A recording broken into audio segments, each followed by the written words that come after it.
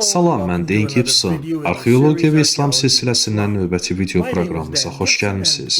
Bugünkü proqramımızda İslamın gəlişindən öncə cahiliyyə dövründə Ərəbistan bölgəsində ibadət edilmiş bütləri araşdıracağıq. İslam tarixçisi Buxari bizə bildirir ki, Həzrəti Muhammed Kəbənin daxilini təmizləmək üçün ora daxil olanda, orada 360 müqəddəs obyekt toplanmışdı. Buradakı sözün ərəbcəsi nüsubdur.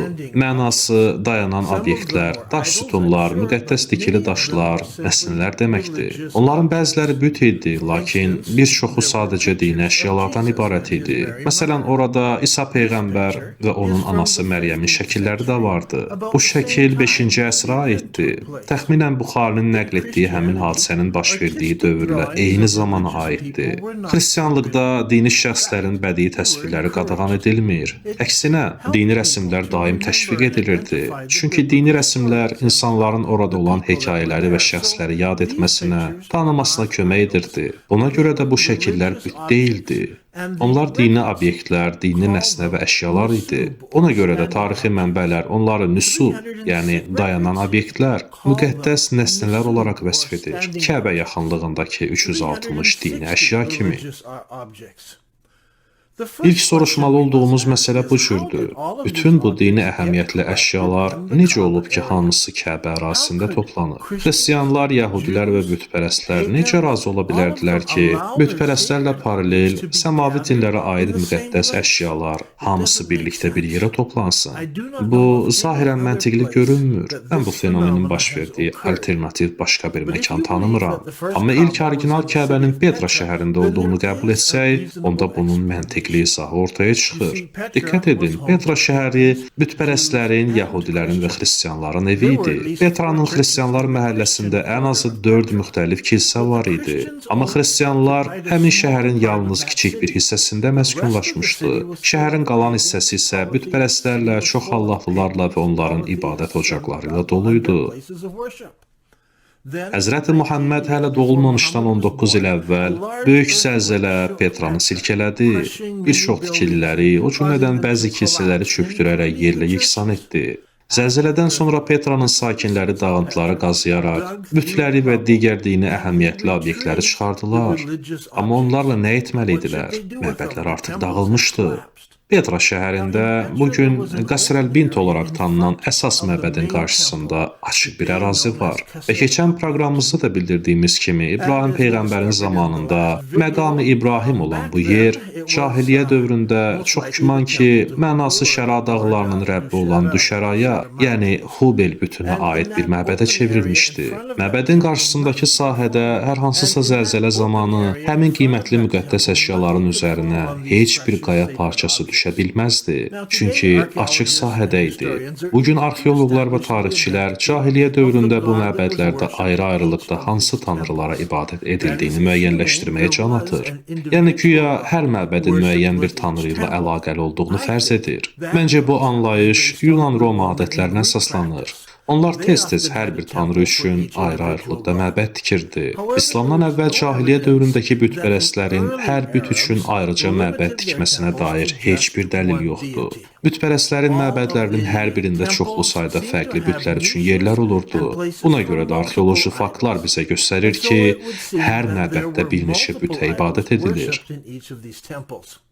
Bir neçə dəqiqədən sonra həmin bütlərdən bəzilərinin adlarını və xüsusiyyətlərini sizə sadalayacağam. Və siz görəcəksiniz ki, bu tanrıların ən erkən qeyd olunma tarixləri Lihyan yazılarından gəlir. Demək olar ki, hər biri mənbə olaraq Lihyan köçərlərinə bağlıdır. Köçərlərin isə məbədləri olmur. Yalnız həcc üçün getdikləri xüsusi bir yer olmadıqca. Köçəri bədəvilər harada olurlarsa, orada ibadət edirlər. Buna görə də Tanrı üçün sabit, daimi tikili ideyası köçəri düşüncə tərzinə uyğun gəlmir və müqəddəs bir məkanda müxtəlif tanrılara aid nişlərin və yazıların yanaşı şəkildə tapılması məlum məsələdir. Bəzən hətta eyni nişin içində belə bir neçə tanrı qoyulurdu. Beləliklə 519-cu ildə Petrada zəlzələ baş verəndə şəhərin bütün dini obyektlərini bir yerə toplanmasına dair heç bir ərəb etiraz etmədi. Təəccüblü olan isə 4 kilsədən birinə aid dini əşyaların bütlərin yanında yerləşdirilməsi məsələsi idi. Bu səbəbdən dağıntıları qazıb Allah və Bəkkə haqqında müqəddəs yazılar tapan insanlar haqqında hekayələrə rast gəlirsiniz. Bu səbəbdən onlar həmin yazıları tərcümə etmək üçün Yəhudi rabbin tapmalı oldular. Xristian və bütpərəst obyektlərin yanaşı yerləşdirilməsinin səbəbi də budur. Beləliklə 551-ci ildə zəlzələdən sonra sağ qalan bütün insanlar şəhərin mərkəzində Qəsr-əl-Bintin yanında yerləşən açıq sahədə toplandı.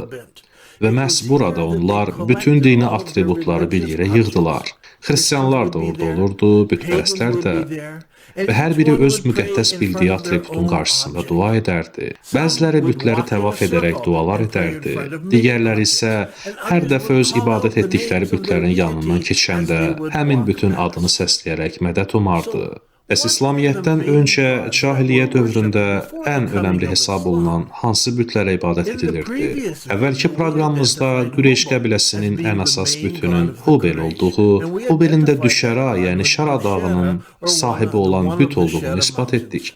Hubelin Düşəra adından başqa adları da vardı. Məsələn, Beel və Beel Şamin kimi. Maraqlı olan budur ki, Beel Şaminə nisbət verilən başqa adlar da var idi. Onlardan biri də Rəhman adı idi. Onun digər sifəti isə bu cür vəsf edilirdi. Adı əbədi olaraq mübarək olsun formasındaydı. Şimali Ərəbistanda bu titulda 200-dən çox qurbangah aşkar edilib. İslamdan öncə Beyl Şamin üçün işlədilən Rəhman sifəti ilə yanaşı, o bütə həsr olunmuş və yazılışı TB formasında olan titula da rast gəlirik. Hansı ki, buradan ərəb sözü olan bayyib yaranmışdır. Mənası yaxşı, təmiz, saf deməkdir. Digər sifət isə aramicədə HNN olaraq yazılan və ərəbcəyə hənun olaraq keçən sifətdir. Mənası şəfqətli, mərhəmətli deməkdir. Həmçinin yazılışı nəbaticədə sıqırı olaraq yazılan, ərəbcəyə sakərə olaraq hərəkələnmiş və mənası mükafat verən və ya xeyrxah keçən sifət də var. Bütün bunlar İslamdan öncə cahiliyyə dövründə Beyl Şaminə nisbət verilmiş adlar idi. İndi isə növbəti tanrıya nəzər salmalıyıq. Onun adı Lat idi. Bəzi insanlar onu ay tanrısı da adlandırır. Lat əvvəlcə Lihyan tanrısı kimi ortaya çıxmışdı və bəziləri onun Cənubi Ərəb tanrısı Vat ilə əlaqəli olduğunu düşünür. Çünki Latla Vadin adı ən azı 2 daş kitabədə birlikdə qeyd olunub. Əynə şəlalədəki başqa bir yazıda isə Lat adı ay simvolu ilə birləşdirilir. İrəmdə Lat üçün inşa edilmiş bir məbəd var idi.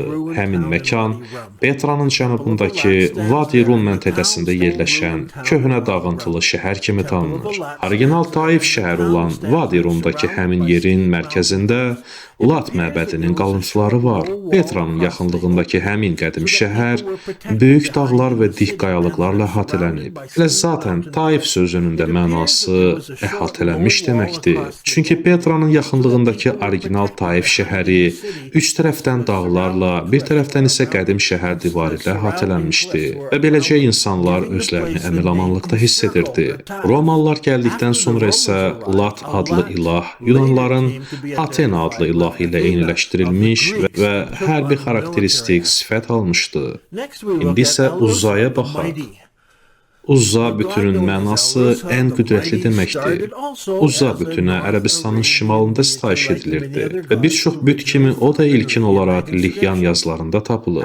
Romalılar Petranı öz ərazilərinə qatdıqdan sonra Uzza bütünə başqa bir sifət də nisbət verildi. Ruzi bərəkət, məhsuldarlıq ilahı. Başda professor Zəyyadin olmaqla bir çox elm adamına əsasən Uzza bütü Afroditlə, yəni məhsuldarlıq tanrıçası ilə əlaqəli bir ilahdır. Uzzaya Qəsr-əl-Bintdə ilahlardan biri kimi ibadət edilmişdir. Əgər məsələ bu cürdürsə, onda asanlıqla belə nəticəyə gəlmək olar ki, Qəsr-əl-Bint Afroditin məbədidir və bu, Babatə məktublarında, məktublar mağarasında da qeyd olunub. Doktor Zəyyadin bildirir ki, Petrada Kəbə yaxınlığındakı məbədin Qəsr-əl-Bint, yəni qız sarayı adlandırılmasının səbəbi Afrodit və Uzza ilahına işarədir. Uzzanın Sina yarımadasındakı mövcudluğunu bildirən qeydlərə rast gəlmək mümkündür.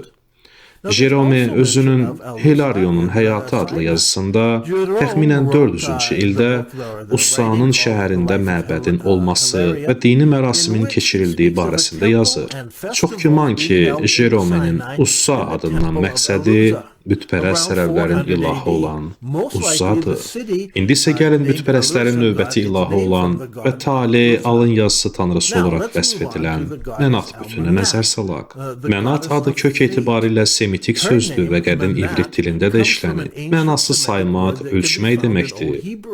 Bu tanrının adı Lihyan yazıları və daş kitabələrdəki qeydlərdən bizə məlumdur. Mənat haqqında qədim yazılar Dedanda, Heqrada və Palmirada tapılıb. Hətta Roma ordusu vasitəsilə Macaristana qədər yayılıb. Əlbəttə ki, tale, alın yazısı ilahı olmaq mərcidən bir çox əsgərlər arasında populyar olmağının səbəbi hesab olunur. Beləcə, hər hansısa bir mərc oyunu və uğur gətirmək istəyi olurdusa, o yerdə Mənat çağırılır, Mənatın adı çəkilirdi. 2002-ci ildə 2-ci Nəbati Araşdırmaları İllik konfransı keçirilmişdi. İştirakçıların arasında mən də var idim. Həmin konfransda Haşimi Universitetindən professor Bilal Xisat Petrada tapılan müxtəlif taxta oyunlar haqqında məruzəni konfransda təqdim etmişdi. Bu mənim üçün Petranın tamamilə yeni bir aspektini açmış oldu. Mən bu oyunları tapmaq üçün Petra və digər nəbati məkanlarını araşdırmağa başladım. Onların nə olduğunu və necə oynandığını bilmək mənim üçün önəmli idi. O vaxtlar Petra şəhərinə sərbəst daxil olub çıxmaq üçün İordaniya hökumətindən rəsmi icazəm var idi. Beləcə, 4 il ərzində Petra şəhərinə 50 dəfədən çox səfər etmişdim. Petranın hər tərəfini öyrənmək üçün addım-addım oranı dolaşmışdım. Rəsmi izin kağızı və öz şəxsi hesabıma səfərlərimi cəmləsək, ümumilikdə illər ərzində Petra daxilinə və onun ətraf bölgələrinə ən azı 70 dəfə səyahət etmişəm. Mən və komanda möhtəşəm abidələrə baxmaq, əyləncəli vaxt keçirmək əvəzinə ciddi olaraq işimizlə məşğul olur, Petranın torpağını araşdırırdıq. Petra ziyarəti çox həyəcanlı idi, çünki araşdırdıqca oyun lövhələri hər yerdə görülməyə başladı.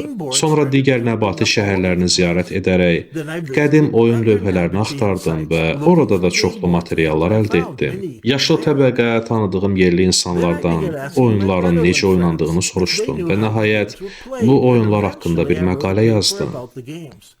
O vaxtdan etibarən mən Petra şəhərini tamamilə fərqli bir işıqda görməyə başladım.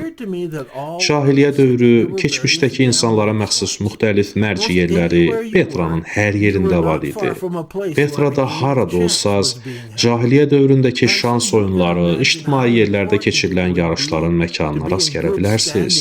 İndi özünüz təsəvvürünüzə gətirin ki, şans oyunlarının, mərclərin, bəxt oyunlarının bu qədər çox olduğu cahiliyyə dövrü qədim Petra şəhərində tale, bəxt bütü olan Mənat bütü nə dərəcədə əhəmiyyətli idi. Budur qədim bir oyun lövhəsi.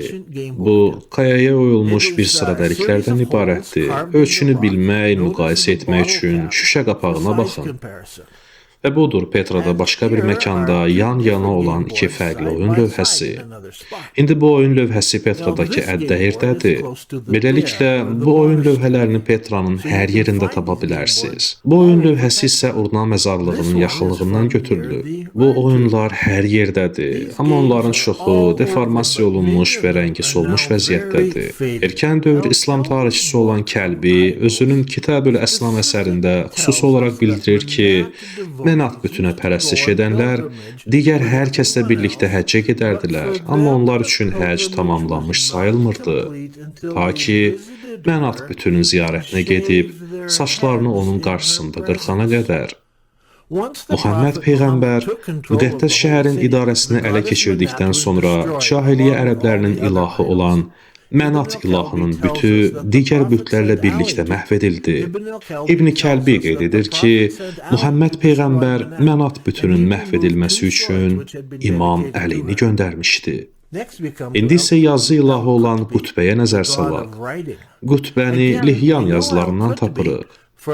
John Haley bildirir ki, Petra'da bir yazıda Kainanın qütbəsinə istinad edilir və bu, Petra'nın biraz kənarındakı əraziyə aiddir. Misirdə Əş-Şüqaliyyədəki başqa bir yazıda isə qütbə bütünə həsr olunmuş, eramızdan əvvəl 1-ci əsrə aid bir məbəddən danışılır. Bəs niyə yazı tanrısı olaraq vəsf edilir?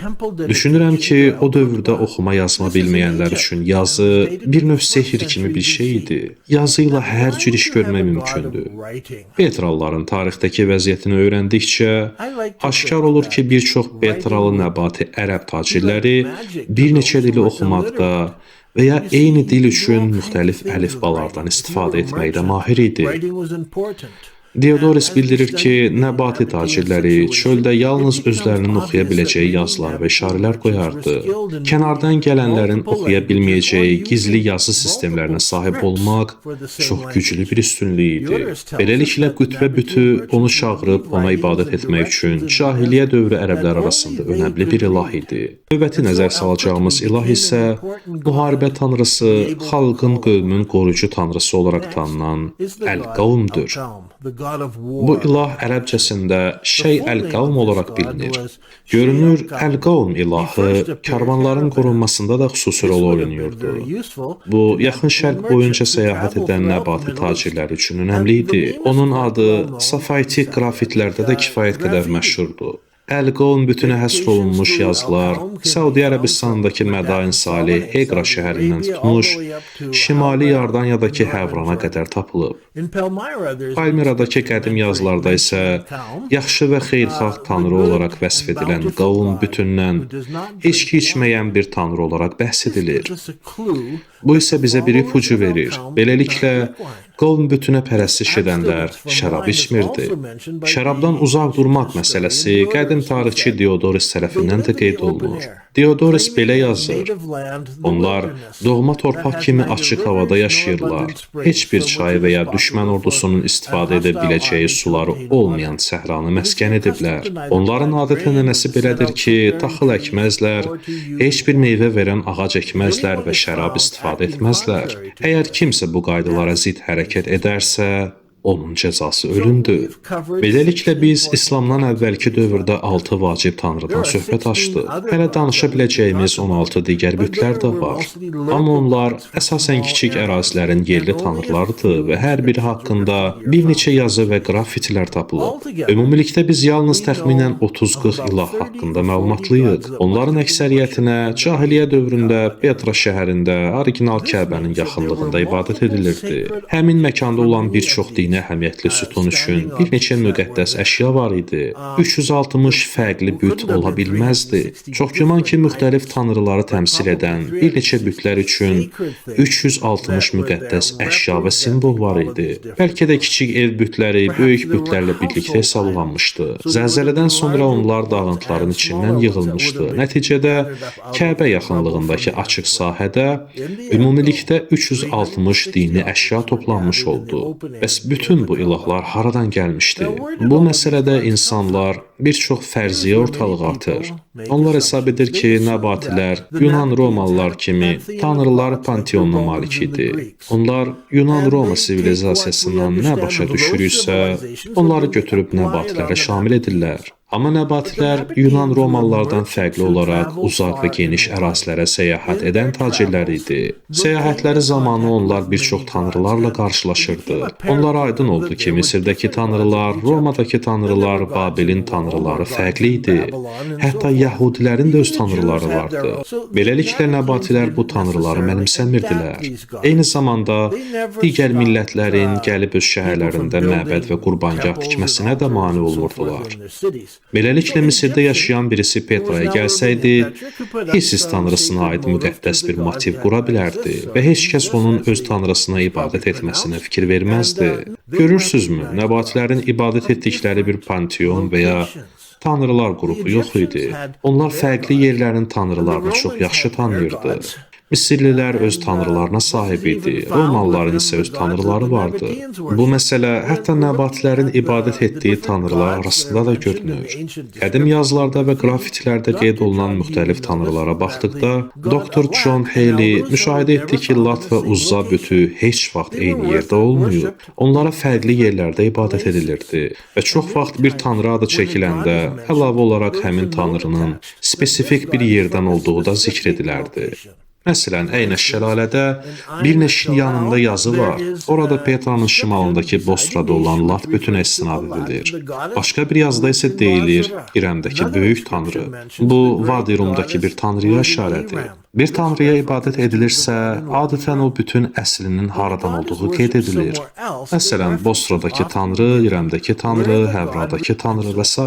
Bu isə ərəblərə bir neçə tanrıya ibadət edə bilən, məbədlər və müqəddəs sahələr tikməyə imkan verirdi. Məbəd yalnız bir tanrıya həsr olunmuş deyildi. Bəzən müqəddəs sahədə bir neçə tanrıya aid yazılar və həsr olunmalar olurdu. Amma 106-cı ildə hər şey dəyişdi. Roma imperiyası Nəbati krallığını ələ keçirdi və indiki Yordaniya ərazisinə Roma təsiri daxil olmağa başladı. Nəbatilər bəzi Roma fikirlərini mənimsəməyə başladılar. Beləliklə məbədlər müəyyən tanrılara bağlanmağa başladı. Biz İslamdan əvvəlki Ərəbistanı anlamaq üçün zaman qatları boyunca geriyə gedib baxmalıyıq. Onların necə düşündüyünü, necə yaşadığını və sonra baş verən yeni Roma ellinizasiyasını dərk etməliyik. Yunan Romadakı ilahlar insani obrazla təqdim olunurdu. Onların hər birinin cinsi, siması və insani xüsusiyyətləri var idi. Və bir çox müasir tədqiqatçılar hesab edir ki, ərəb ilahları, ərəb bütləri Yunan Roma tanrıları kimi olub. Yəni cinsiyyəti, kişi qadınlığı, ər-arvadlığı, oğul analığı və s. olub. Bütün bunlar panteonlarla bağlıdır. Əslində isə Ərəbistan yarımadasında ibadət edilən tanrının cinsiyyəti Avropa ilahları ilə müqayisədə heç vaxt böyük məsələ olmayıb. Görünən odur ki, tanrıların cinsiyyəti mövzusu Roma işğalından sonra ərəb torpaqlarına sızmış bir məsələdir. Bunun üzərində bütöv bir iddia qurmağa yetəcək qədər güclü dəlil olub-olmadığını bilmirəm, amma gördüyümüz budur ki, Romalılar tanrıları müəyyən cinsə mənsub kimi görürdülər. Amma ərəblərdə bu şərt deyildi. Biz bugünkü buraxılışımızın sonuna gəldik, amma mövzunun sonuna yox. Növbəti videolarımızda bu tanrı anlayışlarının İslamın gəlişinə necə təsir etdiyini araşdırmaq istərdik. Mən Dan Gibson və bu Arxeologiya və İslam silsiləsindən növbəti video proqramımız idi.